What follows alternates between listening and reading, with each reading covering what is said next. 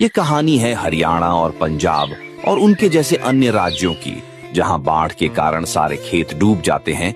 इस दौरान काले बादल, तेज बारिश, बिजली चमकती है। किसान चिंता में पड़ जाते हैं कि अब हमारी फसल कौन बचाएगा। साल भर का सहारा था, सब बह गया।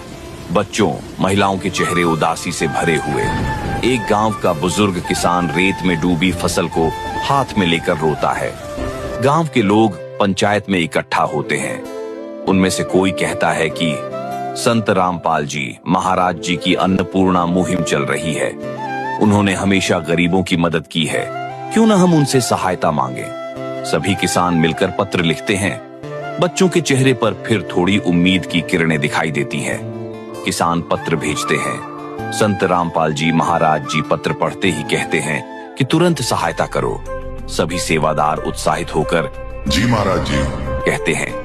करोड़ों का सामान विशाल ट्रकों की लाइन में गांव की तरफ ज्यादा है, जिस पर pipe, motor, generator, rubber boot, बचाव किट, सब सामान लोड हुआ होता है। उसे देख बच्चों, महिलाओं, बुजुर्गों के चेहरे आशा से चमकते हैं। एक बच्चा ट्रक देखकर चिल्लाता है, माँ, मदद आ गई। गांव में पहुंचकर सेवादार पानी में उतरकर किसानों के घर पहुंचते हैं और पाइप और मोटर लगाई जाती है। मोटर चलते ही खेतों का पानी बाहर निकलने लगता है।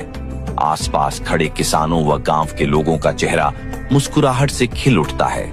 बच्चे फिर से खेलते हुए, किसान खुश होकर खेतों को देखते हुए दिखाई देते हैं। अब फिर से जीवन लौट आया है। सभी गांव वाले मिलकर धन्यवाद का एक बड़ा पोस्टर बनाते हैं। पोस्टर पर लिखा होता है कि धन्यवाद संत रामपाल जी महाराज जी, आप सच्चे समाज सेवक हैं।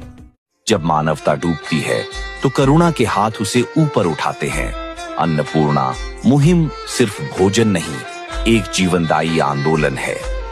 मानवता सबसे बड़ा धर्म, अन्नपूर्णा मुहिम।